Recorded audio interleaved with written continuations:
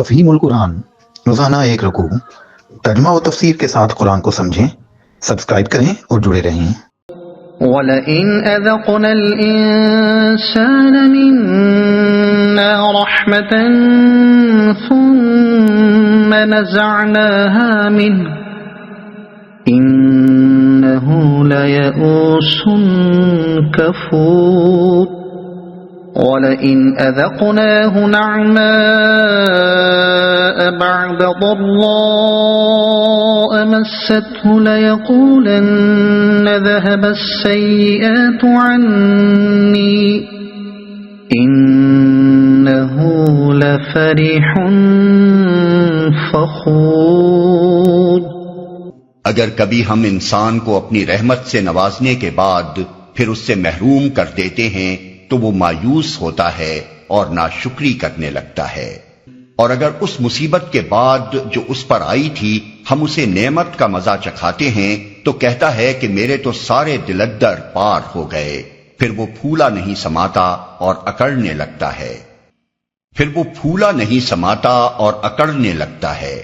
یہ انسان کے چھچورے پن، سطح بینی اور قلت تدبر کا حال ہے جس کا مشاہدہ ہر وقت زندگی میں ہوتا رہتا ہے، اور جس کو عام طور پر لوگ اپنے نفس کا حساب لے کر خود اپنے اندر بھی محسوس کر سکتے ہیں۔ آج خوشحال اور زور آور ہیں تو اکڑ رہے ہیں اور فخر کر رہے ہیں، سابن کے اندھے کی طرح ہر طرف ہرا ہی ہرا نظر آ رہا ہے، اور خیال تک نہیں آتا کہ کبھی اس بہار پر خزاں بھی آ سکتی ہے۔ کل کسی مصیبت کے پھیر میں آ گئے تو بلبلا اٹھے، حسرت و یاس کی تصویر بن کر رہ گئے، اور بہت تل ملائے تو خدا کو گالیاں دے کر اور اس کی خدائی پر تان کر کے غم غلط کرنے لگے۔ پھر جب برا وقت گزر گیا اور بھلے دن آئے تو وہی اکڑ، وہی ڈینگیں اور نعمت کے نشے میں وہی سرمستیاں پھر شروع ہو گئیں۔ انسان کی اس ذلیل صفت کا یہاں کیوں ذکر ہو رہا ہے؟ اس کی غرض ایک نہایت لطیف انداز میں لوگوں کو اس بات پر متنبہ کرنا ہے کہ آج اطمینان کے ماحول میں جب ہمارا پیغمبر تمہیں خبردار کرتا ہے کہ خدا کی نافرمانیاں کرتے رہو گے تو تم پر عذاب آئے گا، اور تم اس کی یہ بات سن کر ایک زور کا ٹھٹا مارتے ہو اور کہتے ہو کہ دیوانے دیکھتا نہیں کہ ہم پر نعمتوں کی بارش ہو رہی ہے، ہر طرف ہماری بڑائی کے پھریرے اڑ رہے ہیں، اس وقت تجھے دن دہاڑے یہ ڈراونا خواب کیسے نظر آ گیا کہ کوئی عذاب ہم پر ٹوٹ پڑنے والا ہے؟ تو دراصل پیغمبر کی نصیحت کے جواب میں تمہارا یہ ٹھٹا اسی ذلیل صفت کا ایک ذلیل تر مظاہرہ ہے۔ خدا تو تمہاری گمراہیوں اور بدکاریوں کے باوجود محض اپنے رحم و کرم سے تمہاری سزا میں تاخیر کر رہا ہے تاکہ تم کسی طرح سنبھل جاؤ، مگر تم اس مہلت کے زمانے میں یہ سوچ رہے ہو کہ ہماری خوشحالی کیسی پائیدار بنیادوں پر قائم ہے اور ہمارا یہ چمن کیسا سدا بہار ہے کہ اس پر خزاں آنے کا کوئی خطرہ ہی نہیں۔ إِلَّا الَّذِينَ صَبَرُوا وَعَمِلُوا الصَّالِحَاتِ أُولَئِكَ لَهُم مَّغْفِرَةٌ وَأَجْرٌ كَبِيرٌ۔ اس عیب سے پاک اگر کوئی ہیں تو بس وہ لوگ جو صبر کرنے والے ہیں اور نیکوکار ہیں، اور وہی ہیں جن کے لیے درگزر بھی ہے اور بڑا اجر بھی۔ جو لوگ صبر کرنے والے، یہاں صبر کے ایک اور مفہوم پر روشنی پڑتی ہے۔ صبر کی صفت اس چھچور پن کی ضد ہے جس کا ذکر اوپر کیا گیا ہے۔ صابر وہ شخص ہے جو زمانے کے بدلتے ہوئے حالات میں اپنے ذہن کے توازن کو برقرار رکھے، وقت کی ہر گردش سے اثر لے کر اپنے مزاج کا رنگ بدلتا نہ چلا جائے، بلکہ ایک معقول اور صحیح رویے پر ہر حال میں قائم رہے۔ اگر کبھی حالات سازگار ہوں اور وہ دولت مندی، اقتدار اور ناموری کے آسمانوں پر چڑھا چلا جا رہا ہو تو بڑائی کے نشے میں مست ہو کر بہکنے نہ لگے، اور اگر کسی دوسرے وقت مصائب و مشکلات کی چکی اسے پیسے ڈال رہی ہو تو اپنے جوہر انسانیت کو اس میں ضائع نہ کر دے۔ خدا کی طرف سے آزمائش خواہ نعمت کی صورت میں آئے یا مصیبت کی صورت میں، دونوں صورتوں میں اس کی بردباری اپنے حال پر قائم رہے اور اس کا ظرف کسی چیز کی بھی چھوٹی یا بڑی مقدار سے چھلک نہ پڑے۔ جن کے لیے درگزر بھی ہے اور بڑا اجر بھی، یعنی اللہ ایسے لوگوں کے قصور معاف بھی کرتا ہے اور ان کی بھلائیوں پر اجر بھی دیتا ہے۔ فَلَعَلَّكَ تَارِكٌ بَعْضَ مَا يُوحَى إِلَيْكَ وَضَائِقٌ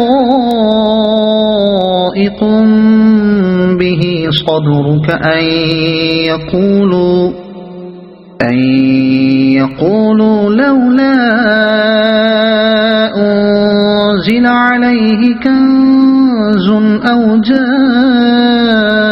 معه ملك إنما أنت نذير والله على كل شيء وكيل۔ تو اے پیغمبر کہیں ایسا نہ ہو کہ تم ان چیزوں میں سے کسی چیز کو بیان کرنے سے چھوڑ دو جو تمہاری طرف وحی کی جا رہی ہیں، اور اس بات پر دل تنگ ہو کہ وہ کہیں گے اس شخص پر کوئی خزانہ کیوں نہ اتارا گیا، یا یہ کہ اس کے ساتھ کوئی فرشتہ کیوں نہ آیا۔ تم تو محض خبردار کرنے والے ہو، آگے ہر چیز کا حوالہ دار اللہ ہے۔ اس ارشاد کا مطلب سمجھنے کے لیے ان حالات کو پیش نظر رکھنا چاہیے جن میں یہ فرمایا گیا ہے کہ مکہ ایک ایسے قبیلے کا صدر مقام ہے جو تمام عرب پر اپنے مذہبی اقتدار، اپنی دولت و تجارت اور اپنے سیاسی دبدبے کی وجہ سے چھایا ہوا ہے۔ عین اس حالت میں جبکہ یہ لوگ اپنے انتہائی عروج پر ہیں، اس بستی کا ایک آدمی اٹھتا ہے اور علل اعلان کہتا ہے کہ جس مذہب کے تم پیشوا ہو وہ سراسر گمراہی ہے، جس نظام تمدن کے تم سردار ہو وہ اپنی جڑ تک گلا اور سڑا ہوا نظام ہے، خدا کا عذاب تم پر ٹوٹ پڑنے کے لیے تلا کھڑا ہے، اور تمہارے لیے اس سے بچنے کی کوئی صورت اس کے سوا نہیں ہے کہ اس مذہب حق اور اس نظام صالح کو قبول کر لو جو میں خدا کی طرف سے تمہارے سامنے پیش کر رہا ہوں۔ اس شخص کے ساتھ اس کی پاک سیرت اور اس کی معقول باتوں کے سوا کوئی ایسی غیر معمولی چیز نہیں ہے جس سے عام لوگ اسے مامور من اللہ سمجھیں، اور گرد و پیش کے حالات میں بھی مذہب و اخلاق اور تمدن کی گہری بنیادی خرابیوں کے سوا کوئی ایسی ظاہر علامت نہیں ہے جو نزول عذاب کی نشاندہی کرتی ہو، بلکہ اس کے برعکس تمام نمایاں علامتیں یہی ظاہر کر رہی ہیں کہ ان لوگوں پر خدا کا اور ان کے عقیدے کے مطابق دیوتاؤں کا بڑا فضل ہے، اور جو کچھ وہ کر رہے ہیں ٹھیک ہی کر رہے ہیں۔ ایسے حالات میں یہ بات کہنے کا نتیجہ یہ ہوتا ہے، اور اس کے سوا کچھ ہو بھی نہیں سکتا، کہ چند نہایت صحیح الدماغ اور حقیقت رس لوگوں کے سوا بستی کے سب لوگ اس کے پیچھے پڑ جاتے ہیں۔ کوئی ظلم و ستم سے اس کو دبانا چاہتا ہے، کوئی جھوٹے الزامات اور اوچھے اعتراضات سے اس کی ہوا اکھاڑنے کی کوشش کرتا ہے، کوئی متعصبانہ بے رخی سے اس کی ہمت شکنی کرتا ہے، اور کوئی مذاق اڑا کر آوازیں اور پھتیاں کس کر اور ٹھٹے لگا کر اس کی باتوں کو ہوا میں اڑا دینا چاہتا ہے۔ یہ استقبال جو کئی سال تک اس شخص کی دعوت کا ہوتا رہتا ہے، جیسا کچھ دل شکن اور مایوس کن ہو سکتا ہے ظاہر ہے۔ بس یہی صورتحال ہے جس میں اللہ تعالیٰ اپنے پیغمبر کی ہمت بندھانے کے لیے تلقین فرماتا ہے کہ اچھے حالات میں پھول جانا اور برے حالات میں مایوس ہو جانا چھچھورے لوگوں کا کام ہے۔ ہماری نگاہ میں قیمتی انسان وہ ہے جو نیک ہو اور نیکی کے راستے پر صبر و ثبات اور پامردی کے ساتھ چلنے والا ہو۔ لہذا جس تعصب سے، جس بے رخی سے، جس تضحیک و استہزاء سے اور جن جاہلانہ اعتراضات سے تمہارا مقابلہ کیا جا رہا ہے، ان کی وجہ سے تمہارے پائے ثبات میں ذرا لغزش نہ آنے پائے۔ جو صداقت تم پر بذریعہ وحی منکشف کی گئی ہے، اس کے اظہار و اعلان میں اور اس کی طرف دعوت دینے میں تمہیں قطعاً کوئی بات نہ ہو، تمہارے دل میں اس خیال کا کبھی گزر تک نہ ہو کہ فلاں بات کیسے کہوں جبکہ لوگ سنتے ہی اس کا مذاق اڑانے لگتے ہیں، اور فلاں حقیقت کا اظہار کیسے کروں جبکہ کوئی اس کے سننے تک کا روادار نہیں ہے۔ کوئی مانے یا نہ مانے، تم جسے حق پاتے ہو اسے بے کم و کاست اور بے خوف بیان کیے جاؤ۔ آگے سب معاملات اللہ کے حوالے ہیں۔ ام یقولون افتراہ قل فأتوا بعشر سور مثلہ مفتریات وادعوا من استطعتم من دون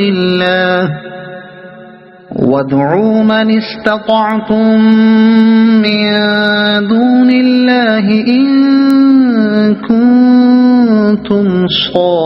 صادقين فإن لم يستجيبوا لكم فاعلموا أنما أنزل بعلم الله وأن لا إله إلا هو فَهَلْ أَنْتُمْ مُسْلِمُونَ۔ کیا یہ کہتے ہیں کہ پیغمبر نے یہ کتاب خود گھڑ لی ہے؟ کہو اچھا یہ بات ہے تو اس جیسی گھڑی ہوئی 10 صورتیں تم بنا لاؤ، اور اللہ کے سوا اور جو تمہارے معبود ہیں ان کو مدد کے لیے بلا سکتے ہو تو بلا لو، اگر تم انہیں معبود سمجھنے میں سچے ہو۔ اب اگر وہ یعنی تمہارے معبود تمہاری مدد کو نہیں پہنچتے تو جان لو کہ یہ اللہ کے علم سے نازل ہوئی ہے، اور یہ کہ اللہ کے سوا کوئی حقیقی معبود نہیں ہے، پھر کیا تم اس امر حق کے آگے سر تسلیم خم کرتے ہو؟ یہاں ایک ہی دلیل سے قرآن کے کلام الہی ہونے کا ثبوت بھی دیا گیا ہے اور توحید کا ثبوت بھی۔ استدلال کا خلاصہ یہ ہے کہ نمبر 1، اگر تمہارے نزدیک یہ انسانی کلام ہے تو انسان کو ایسے کلام پر قادر ہونا چاہیے، لہذا تمہارا یہ دعویٰ کہ میں نے اسے خود تصنیف کیا ہے صرف اسی صورت میں صحیح ہو سکتا ہے کہ تم ایسی ایک کتاب تصنیف کر کے دکھاؤ۔ لیکن اگر بار بار چیلنج دینے پر بھی تم سب مل کر اس کی نظیر پیش نہیں کر سکتے تو میرا یہ دعویٰ صحیح ہے کہ میں اس کتاب کا مصنف نہیں ہوں، بلکہ یہ اللہ کے علم سے نازل ہوئی ہے۔ 2، پھر جبکہ اس کتاب میں تمہارے معبودوں کی بھی کھلم کھلا مخالفت کی گئی ہے اور صاف صاف کہا گیا ہے کہ ان کی عبادت چھوڑ دو کیونکہ الوہیت میں ان کا کوئی حصہ نہیں ہے، تو ضرور ہے کہ تمہارے معبودوں کو بھی اگر فی الواقع ان میں کوئی طاقت ہے میرے دعوے کو جھوٹا ثابت کرنے اور اس کتاب کی نظیر پیش کرنے میں تمہاری مدد کرنی چاہیے، لیکن اگر وہ اس فیصلے کی گھڑی میں بھی تمہاری مدد نہیں کرتے اور تمہارے اندر کوئی ایسی طاقت نہیں پھونکتے کہ تم اس کتاب کی نظیر تیار کر سکو، تو اس سے صاف ثابت ہو جاتا ہے کہ تم نے خوامخواہ ان کو معبود بنا رکھا ہے، ورنہ در حقیقت ان کے اندر کوئی قدرت اور کوئی شائبہ الوہیت نہیں ہے جس کی بنا پر وہ معبود ہونے کے مستحق ہوں۔ اس آیت سے ضمناً یہ بات بھی معلوم ہو گئی کہ یہ سورہ ترتیب نزول کے اعتبار سے سورہ یونس سے پہلے کی ہے۔ یہاں 10 صورتیں بنا کر لانے کا چیلنج دیا گیا ہے، اور جب وہ اس کا جواب نہ دے سکے تو پھر سورہ یونس میں کہا گیا کہ اچھا ایک ہی صورت اس کے مانند تسلیف کر لاؤ۔ من كان يريد الحياة الدنيا وزينتها نوفي إليهم أعمالهم فيها وهم فيها لا يبخسون۔ جو لوگ بس اسی دنیا کی زندگی اور اس کی خوش نمائیوں کے طالب ہوتے ہیں، ان کی کارگزاری کا سارا پھل ہم یہیں ان کو دے دیتے ہیں، اور اس میں ان کے ساتھ کوئی کمی نہیں کی جاتی۔ اس کی خوش نمائیوں کے طالب ہوتے ہیں۔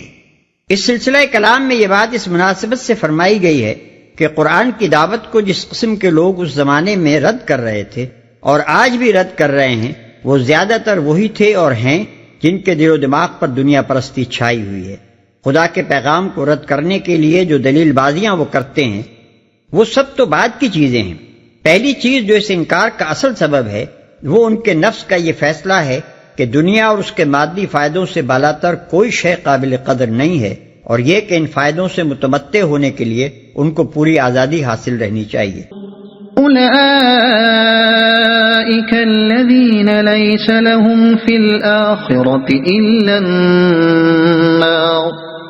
وحبط ما صنعوا فيها وباطل ما كانوا يعملون۔ مگر آخرت میں ایسے لوگوں کے لیے آگ کے سوا کچھ نہیں ہے، وہاں معلوم ہو جائے گا کہ جو کچھ انہوں نے دنیا میں بنایا وہ سب ملیا میٹ ہو گیا، اور اب ان کا سارا کیا دھرا محض باطل ہے، آگ کے سوا کچھ نہیں ہے۔ یعنی جس کے پیش نظر محض دنیا اور اس کا فائدہ ہو، وہ اپنی دنیا بنانے کی جیسی کوشش یہاں کرے گا ویسا ہی اس کا پھل اسے یہاں مل جائے گا، لیکن جبکہ آخرت اس کے پیش نظر نہیں ہے اور اس کے لیے اس نے کوئی کوشش بھی نہیں کی ہے، تو کوئی وجہ نہیں کہ اس کی دنیا طلب بسائی کی بارآوری کا سلسلہ آخرت تک دراز ہو۔ وہاں پھل پانے کا امکان تو صرف اسی صورت میں ہو سکتا ہے کہ جب دنیا میں آدمی کی سعی ان کاموں کے لیے ہو جو آخرت میں بھی نافع ہوں۔ مثال کے طور پر اگر ایک شخص چاہتا ہے کہ ایک شاندار مکان اسے رہنے کے لیے ملے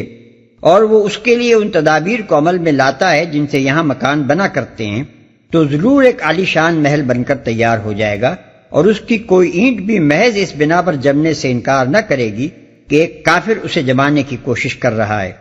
لیکن اس شخص کو اپنا یہ محل اور اس کا سارا سر و سامان موت کی آخری ہچکی کے ساتھ ہی اس دنیا میں چھوڑ دینا پڑے گا،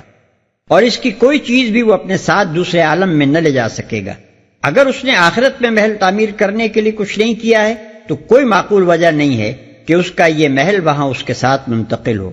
وہاں کوئی محل وہ پا سکتا ہے تو صرف اس صورت میں پا سکتا ہے جبکہ دنیا میں اس کی سعی ان کاموں میں ہو جن سے قانون الہی کے مطابق آخرت کا محل بنا کرتا ہے۔ اب سوال کیا جا سکتا ہے کہ اس دلیل کا تقاضا تو صرف اتنا ہی ہے کہ وہاں اسے کوئی محل نہ ملے، مگر یہ کیا بات ہے کہ محل کے بجائے وہاں اسے آگ ملے گی؟ اس کا جواب یہ ہے،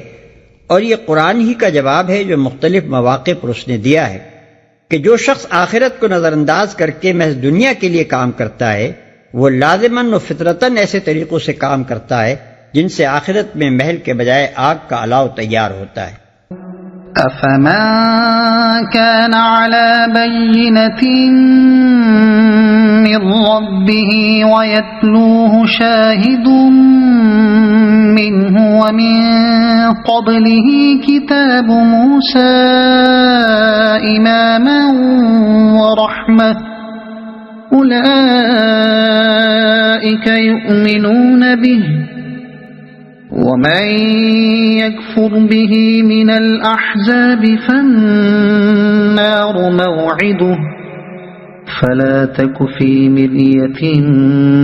منه إنه الحق من ربك ولكن أكثر الناس لا يؤمنون۔ پھر بھلا وہ شخص جو اپنے رب کی طرف سے ایک صاف شہادت رکھتا تھا، اس کے بعد ایک گواہ بھی پروردگار کی طرف سے اس شہادت کی تائید میں آ گیا، اور پہلے موسیٰ کی کتاب رہنما اور رحمت کے طور پر آئی ہوئی بھی موجود تھی، کیا وہ بھی دنیا پرستوں کی طرح اس سے انکار کر سکتا ہے؟ ایسے لوگ تو اس پر ایمان ہی لائیں گے، اور انسانی گروہوں میں سے جو کوئی اس کا انکار کرے تو اس کے لیے جس جگہ کا وعدہ ہے وہ دوزخ ہے۔ بس اے پیغمبر، تم اس چیز کی طرف سے کسی شک میں نہ پڑنا، یہ حق ہے تمہارے رب کی طرف سے، مگر اکثر لوگ نہیں مانتے۔ ایک صاف شہادت رکھتا تھا، یعنی جس کو خود اپنے وجود میں اور زمین و آسمان کی ساخت میں اور کائنات کے نظم و نسق میں اس امر کی کھلی شہادت مل رہی تھی کہ اس دنیا کا خالق، مالک، پروردگار اور حاکم و فرمانروا صرف ایک خدا ہے، اور پھر انہی شہادتوں کو دیکھ کر جس کا دل یہ گواہی بھی پہلے ہی سے دے رہا تھا کہ اس زندگی کے بعد کوئی اور زندگی ضرور ہونی چاہیے جس میں انسان اپنے خدا کو اپنے اعمال کا حساب دے اور اپنے کیے کی جزا و سزا پائے، اس شہادت کی تائید میں آ گیا، یعنی قرآن، جس نے آ کر اس فطری و عقلی شہادت کی تائید کی اور اسے بتایا کہ فی الواقع حقیقت وہی ہے جس کا نشان آفاق و انفس کے آثار میں تو نے پایا ہے۔ ایسے لوگ تو اس پر ایمان ہی لائیں گے۔ سلسلہ کلام کے لحاظ سے اس آیت کا مطلب یہ ہے کہ جو لوگ دنیاوی زندگی کے ظاہری پہلو پر اور اس کی خوشنمائیوں پر فریفتہ ہیں، ان کے لیے تو قرآن کی دعوت کو رد کر دینا آسان ہے، مگر وہ شخص جو اپنی ہستی میں اور کائنات کے نظام میں پہلے سے توحید و آخرت کی کھلی شہادت پا رہا تھا،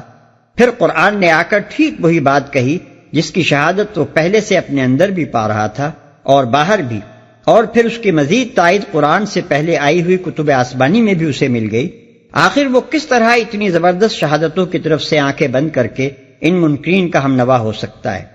اس ارشاد سے یہ صاف معلوم ہوتا ہے کہ نبی صلی اللہ علیہ وسلم نزول قرآن سے پہلے ایمان بالغیب کی منزل سے گزر چکے تھے۔ جس طرح سورہ انعام میں حضرت ابراہیم علیہ السلام کے متعلق بتایا گیا ہے کہ وہ نبی ہونے سے پہلے آثار کائنات کے مشاہدے سے توحید کی معرفت حاصل کر چکے تھے، اسی طرح یہ آیت صاف بتا رہی ہے کہ نبی صلی اللہ علیہ وسلم نے بھی غور و فکر سے اس حقیقت کو پا لیا تھا، اور اس کے بعد قرآن نے آ کر اس کی نہ صرف تصدیق و توثیق کی بلکہ آپ کو حقیقت کا براہ راست علم بھی عطا کر دیا گیا۔ ومن أظلم ممن افترى على الله كذبا أولئك يعرضون على ربهم ويقول الأشهاد هؤلاء الذين كذبوا على ربهم ألا لعنة الله على الظالمين۔ اور اس شخص سے بڑھ کر ظالم اور کون ہوگا جو اللہ پر جھوٹ گھڑے؟ ایسے لوگ اپنے رب کے حضور پیش ہوں گے اور گواہ شہادت دیں گے کہ یہ ہیں وہ لوگ جنہوں نے اپنے رب پر جھوٹ گھڑا تھا۔ سنو، خدا کی لعنت ہے ظالموں پر، اللہ پر جھوٹ گھڑے۔ یعنی یہ کہے کہ اللہ کے ساتھ خدائی اور استحقاق بندگی میں دوسرے بھی شریک ہیں، یا یہ کہے کہ خدا کو اپنے بندوں کی ہدایت و ضلالت سے کوئی دلچسپی نہیں ہے، اور اس نے کوئی کتاب اور کوئی نبی ہماری ہدایت کے لیے نہیں بھیجا ہے، بلکہ ہمیں آزاد چھوڑ دیا ہے کہ جو ڈھنگ چاہیں اپنی زندگی کے لیے اختیار کر لیں، یا یہ کہے کہ خدا نے ہمیں یوں ہی کھیل کے طور پر پیدا کیا اور یوں ہی ہم کو ختم کر دے گا۔ کوئی جواب دہی ہمیں اس کے سامنے نہیں کرنی ہے اور کوئی جزا و سزا نہیں ہونی ہے۔ خدا کی لعنت ہے ظالموں پر۔ یہ عالم آخرت کا بیان ہے کہ وہاں یہ اعلان ہوگا،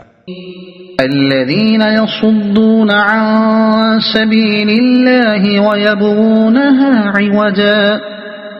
وهم بالآخرة هم كافرون۔ ان ظالموں پر جو خدا کے راستے سے لوگوں کو روکتے ہیں، اس کے راستے کو ٹیڑھا کرنا چاہتے ہیں اور آخرت کا انکار کرتے ہیں۔ ان ظالموں پر جو خدا کے راستے سے لوگوں کو روکتے ہیں۔ یہ جملہ معترضہ ہے کہ جن ظالموں پر وہاں خدا کی لعنت کا اعلان ہوگا وہ وہی لوگ ہوں گے جو آج دنیا میں یہ حرکات کر رہے ہیں، اس کے راستے کو ٹیڑھا کرنا چاہتے ہیں، یعنی وہ اس سیدھی راہ کو جو ان کے سامنے پیش کی جا رہی ہے پسند نہیں کرتے اور چاہتے ہیں کہ یہ راہ کچھ ان کی خواہشات نفس اور ان کے جاہلانہ تعصبات اور ان کے اوہام و تخیلات کے مطابق ٹیڑھی ہو جائے تو وہ اسے قبول کر لیں۔ أولئك لم يكونوا معجزين في الأرض وما كان لهم من دون الله من أولياء يضاعف لهم العذاب ما كانوا يستطيعون السمع وما كانوا يبصرون۔ وہ زمین میں اللہ کو بے بس کرنے والے نہ تھے اور نہ اللہ کے مقابلے میں کوئی ان کا حامی تھا، انہیں اب دوہرا عذاب دیا جائے گا۔ وہ نہ کسی کی سن ہی سکتے تھے اور نہ خود ہی انہیں کچھ سوچتا تھا۔ وہ زمین میں، یہ پھر عالم آخرت کا بیان ہے، انہیں اب دوہرا عذاب دیا جائے گا۔ ایک عذاب خود گمراہ ہونے کا، دوسرا عذاب دوسروں کو گمراہ کرنے اور بعد کی نسلوں کے لیے گمراہی کی میراث چھوڑ جانے کا۔ أولئك الذين خسروا أنفسهم وضل عنهم ما كانوا يفترون۔ یہ وہ لوگ ہیں جنہوں نے اپنے آپ کو خود گھاٹے میں ڈالا اور وہ سب کچھ ان سے کھویا گیا جو انہوں نے گھڑ رکھا تھا۔ یعنی وہ سب نظریات پادر ہوا ہو گئے جو انہوں نے خدا اور کائنات اور اپنی ہستی کے متعلق گھڑ رکھے تھے، اور وہ سب بھروسے بھی جھوٹے ثابت ہوئے جو انہوں نے اپنے معبودوں اور سفارشیوں اور سرپرستوں پر رکھے تھے، اور وہ قیاسات بھی غلط نکلے جو انہوں نے زندگی بعد موت کے بارے میں قائم کیے تھے۔